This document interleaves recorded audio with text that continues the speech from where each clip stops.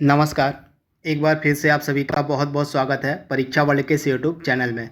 दोस्तों, हम जो प्राचीन भारत के इतिहास की इम्पॉर्टेंट एमसीक्यूज़ की सीरीज चला रहे हैं, उसका जो पार्ट 2 है उसको आज हम कंप्लीट करेंगे।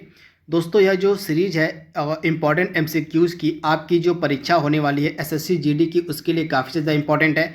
इसके अलावा लेखपाल की परीक्षा के लिए भी सीरीज काफ़ी इंपॉर्टेंट है। इसके अलावा यूपीएसआई की जो परीक्षा आपकी अगले महीने से प्रस्तावित है, मतलब इसी महीने से प्रस्तावित है नवंबर से, उसके लिए भी यह इम्पॉर्टेंट एमसीक्यूज़ की सीरीज़ काफ़ी ज़्यादा महत्वपूर्ण है। तो आज का जो सेशन हमारा है, इसमें हम कुछ और प्राचीन भारत के इतिहास के प्रश्नों को कवर करने वाले हैं। तो चलिए वीडियो को शुरू करते हैं और देख लेते हैं कि आज का हमारा जो इम्पॉर्टेंट एमसीक्यूज़ का पार्ट 2 है, इसमें हमने कौन कौन से महत्वपूर्ण प्राचीन भारत के इतिहास के प्रश्नों को सम्मिलित किया हुआ है। तो चलिए वीडियो को शुरू करते हैं। पहला प्रश्न आपकी स्क्रीन पर यहाँ पे है, और ऋग्वेद के 10वें मंडल में निम्न में से किसका उल्लेख पहली बार मिलता है, आपको बताना है। काफ़ी इंपॉर्टेंट प्रश्न है।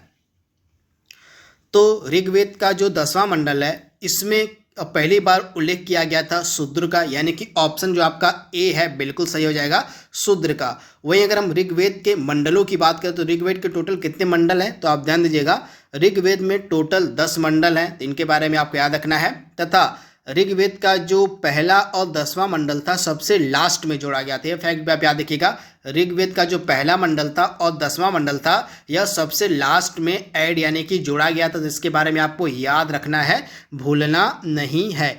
इसके अलावा आप ध्यान दीजिएगा, यह जो ऋग्वेद है आपका सबसे प्राचीनतम वेद है, तो इसके बारे में भी आपको याद रखना है।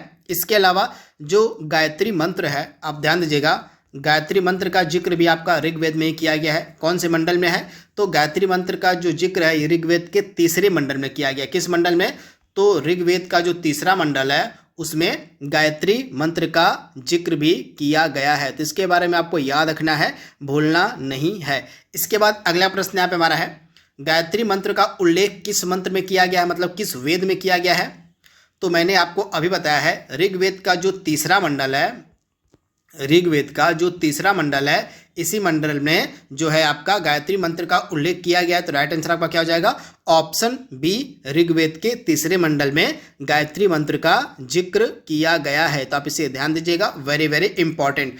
तथा यह जो आपका गायत्री मंत्र है किसको समर्पित है, तो सूर्य देवता को। आप याद देखिएगा, सूर्य देवता को समर्पित है यह गायत्री मंत्र। अगला प्रश्न यहाँ पे हमारा है, और ऋग्वैदिक आर्यों की भाषा आपसे पूछी जा रही है, क्या थी। तो ऋग्वैदिक आर्यों की भाषा क्या थी, तो आप ध्यान दीजिएगा, ऋग्वैदिक आर्यों की भाषा थी संस्कृत, यानी कि ऑप्शन जो आपका डी है 100% सही है। ऋग्वैदिक आर्यों की भाषा थी आपकी संस्कृत। अगला प्रश्न यहाँ पे हमारा है, निम्न में से किस वेद की रचना गद्य एवं पद्य दोनों में की गई, आपको बताना है। तो इसमें से वह कौन सा वेद है जिसकी रचना गद्य और पद्य दोनों में की गई है। तो आप ध्यान दीजिएगा, इसमें से आपका जो यजुर्वेद है, यजुर्वेद की जो रचना है यह गद्य और पद्य दोनों में की गई है। तो ऑप्शन जो आपका यहाँ पे बी है बिल्कुल सही हो जाएगा। जो आपका यजुर्वेद है जो है, इसकी जो रचना है गद्य और पद्य में दोनों की गई है। तथा यह जो ऋग्वेद है इसे हम कर्मकांडी वेद भी कहते हैं। आप ध्यान दीजिएगा, जो आपका यहाँ पे यजुर्वेद है, इसको हम कर्मकांडी, क्या, तो इसको हम कर्मकांडी वेद भी कहते हैं। तो आप इसे याद रखिएगा। तथा इस वेद की रचना गद्य और पद्य दोनों में की गई है। तो इसके बारे में आपको याद रखना है, भूलना नहीं है। इसके बाद अगला प्रश्न यहाँ पे हमारा क्या कह रहा है, ऋग्वैदिक काल में विनिमय के माध्यम के रूप में किसका प्रयोग किया जाता था। काफी इंपॉर्टेंट प्रश्न है। तो ऋग्वेद काल में जो है विनिमय के माध्यम के रूप में जो है गाय का उपयोग किया जाता था। तो आप इसे याद रखिएगा, गाय इसका राइट आंसर हो जाएगा, ऑप्शन डी। आप ध्यान दीजिएगा, जो ऋग्वैदिक काल था इसमें गाय का सबसे ज़्यादा महत्व था। गाय की महत्ता के कारण इसको जो है अघन्या नाम दिया गया था। आप याद देखिएगा, गाय का जो है एक नाम था ऋग्वैदिक काल में अघन्या। अघन्या का मतलब होता है न मारे जाने वाला पशु। तो इसे आप ध्यान दीजिएगा। तथा गाय जो थी यह सबसे उत्तम धन मानी जाती थी ऋग्वैदिक काल में। तो आप इसे ध्यान दीजिएगा, वेरी वेरी इंपॉर्टेंट यह प्रश्न है। इसके बाद अगला प्रश्न यहाँ पे हमारा क्या कह रहा है, और ऋग्वैदिक काल की सबसे प्राचीन राजनीतिक संस्था कौन सी थी, आपको बताना है। तो आप ध्यान दीजिएगा, ऋग्वैदिक काल की सबसे प्राचीन जो राजनीतिक संस्था थी उसको हम कहते हैं सभा, यानी कि ऑप्शन जो आपका यहाँ पे ए है बिल्कुल सही हो जाएगा। ऋग्वैदिक काल की जो सबसे प्राचीन राजनीतिक संस्था थी वह थी सभा, यानी कि ऑप्शन जो आपका ए है 100% सही है। अगला प्रश्न यहाँ पे हमारा है, एक तरफ आपको प्राचीनतम नदियों के नाम दिए गए हैं और उनका आधुनिक नाम दिया गया है, तो आपको बताना है कि इसमें से कौन सा सुमेलित नहीं है। तो आइए इसको 1 बाय 1 करके सॉल्व कर लेते हैं, काफ़ी इंपॉर्टेंट प्रश्न है। तो वितस्ता किसका प्राचीन नाम था? तो झेलम का, यह बिल्कुल आपका सही दिया गया है। झेलम का जो प्राचीन नाम था वह था वितस्ता। इसके अलावा ब्यास का प्राचीन नाम था बिपाशा, यह भी आपका बिल्कुल सही दिया गया है। जो ब्यास नदी थी इसका पुराना नाम था बिपाशा। वहीं रावी का पुराना नाम था यहाँ पे परुषणी, यह भी बिल्कुल आपका सही दिया गया है।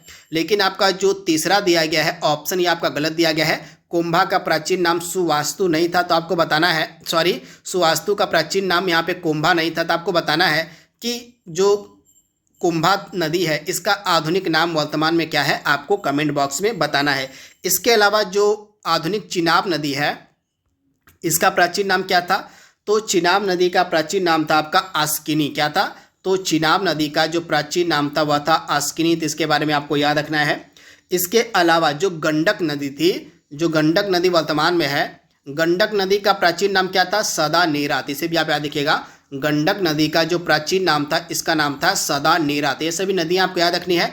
गंडक का प्राचीन नाम था सदा नीरा, चिनाब का प्राचीन नाम था अस्किनी, इसके अलावा आपका झेलम का प्राचीन नाम था वितस्ता, ब्यास का प्राचीन नाम था बिपाशा और रावी का प्राचीन नाम था परुषणी। इसके अलावा आपको बताना है सुवास्तु जो आधुनिक नाम की नदी है, इसका मतलब आपको बताना है यहाँ पे कि जो कुंभा प्राचीन नदी थी इसका आधुनिक नाम क्या है, इसको आपको कमेंट बॉक्स में बताना है कि जो कुंभा प्राचीन नदी थी इसका आधुनिक नाम क्या है। अगला प्रश्न यहाँ पे हमारा है, ऋग्वैदिक काल का सर्वाधिक महत्वपूर्ण देवता कौन सा था, आपको बताना है।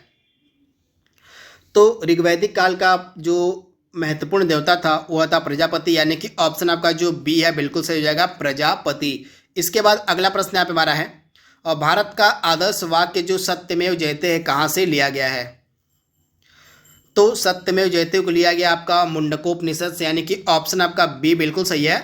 जो भारत का राष्ट्रीय आदर्श वाक्य है सत्यमेव जयते, इसको हमने लिया है मुंडकोपनिषद से। अगला प्रश्न यहाँ पे हमारा है, किस वेद में संगीत विद्या का वर्णन मिलता है, आपको बताना है।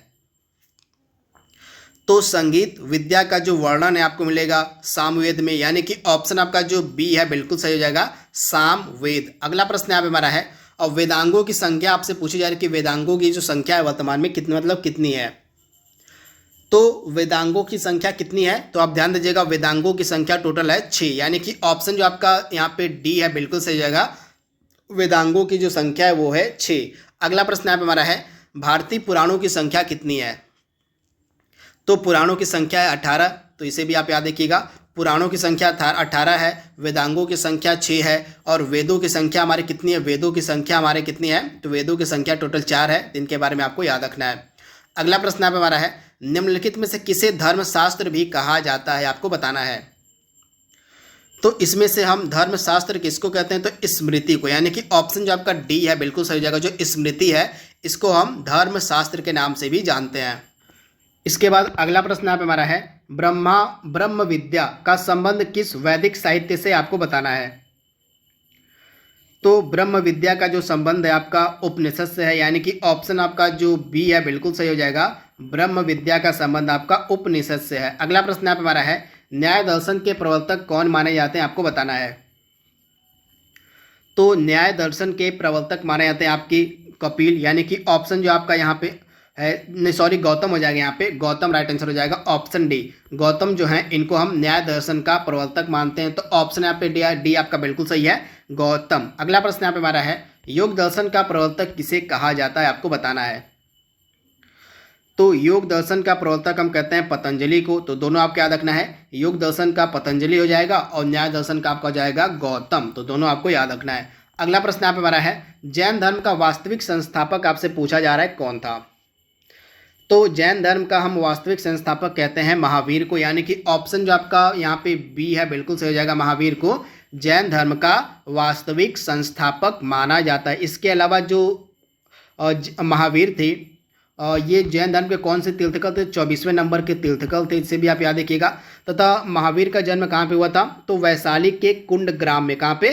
तो 540 ईसा पूर्व में, आप ध्यान दीजिएगा, महावीर का जो जन्म था यह 540 ईसा पूर्व में वैशाली के कुंडग्राम नामक जगह पर हुआ था महावीर का जन्म, तथा ये जैन धर्म के 24वें तीर्थकर थे। तो इसके बारे में आपको याद रखना है।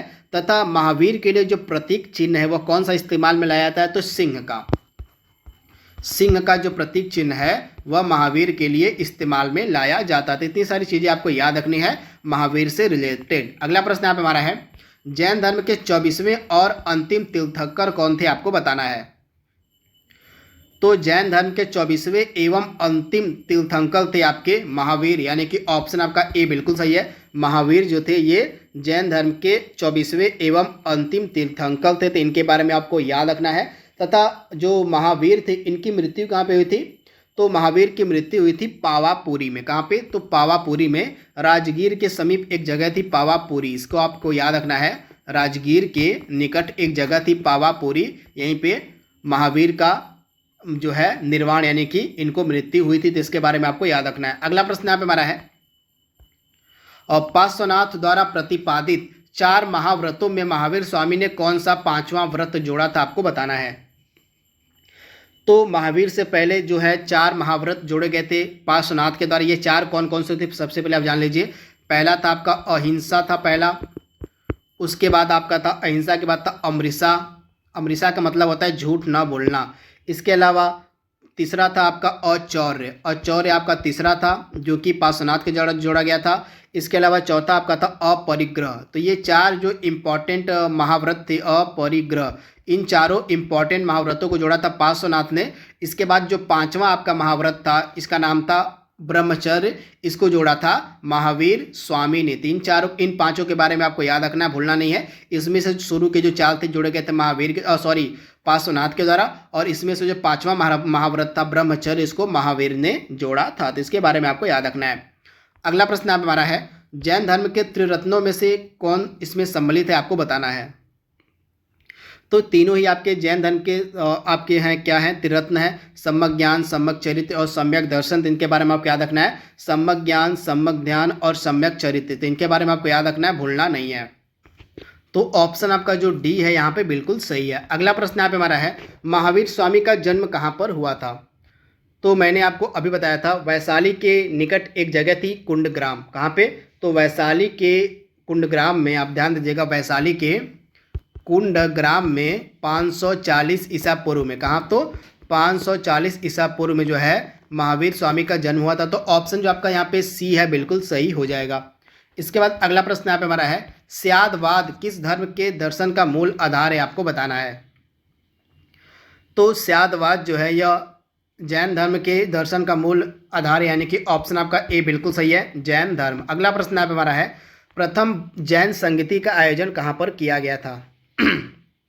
तो प्रथम जैन संगीति का जो आयोजन था किया गया था वल्लभी में। तो राइट आंसर आपका क्या हो जाएगा, वल्लभी। यह जो वल्लभी नामक जगह है कहाँ पे आपको मिलेगी तो आपकी यहाँ पे आपका पाटलिपुत्र राइट आंसर हो जाएगा। ऑप्शन सी यहाँ पे बिल्कुल सही है। आपका जो प्रथम जैन संगति था यह आयोजित किया गया था आपका पाटलिपुत्र में। तो इसे आप ध्यान दीजिएगा, वेरी वेरी इंपॉर्टेंट है। जो पाटलिपुत्र था यहीं पे प्रथम जैन संगति का आयोजन किया गया था, किसकी अध्यक्षता में, तो स्थूल भद्र की अध्यक्षता में। किसके, तो स्थूल भद्र की अध्यक्षता में जो प्रथम जैन संगति थी उसका आयोजन किया गया था पाटलिपुत्र में। तो ऑप्शन आपका जो सी है यहाँ पे बिल्कुल सही है, पाटलिपुत्र में। इसे आप ध्यान से पढ़ लीजिएगा। इसके बाद अगला प्रश्न यहाँ पे हमारा है, महावीर स्वामी ने किस भाषा में उपदेश दिया था, आपको बताना है। तो महावीर स्वामी ने अपना जो उपदेश था प्राकृत भाषा में दिया था। तो ऑप्शन आपका यहाँ पे ए बिल्कुल सही है, प्राकृत भाषा में महावीर स्वामी ने अपना उपदेश दिया था। तो ऑप्शन आपका ए 100% सही है। तो दोस्तों यह हमारा सेकेंड वीडियो था प्राचीन भारत के इतिहास के इंपॉर्टेंट एमसीक्यूज का। आई होप यह सीरीज आपको पसंद आ रही होगी। तो आज के लिए बस इतना ही। Thank you, thanks for watching, thank you.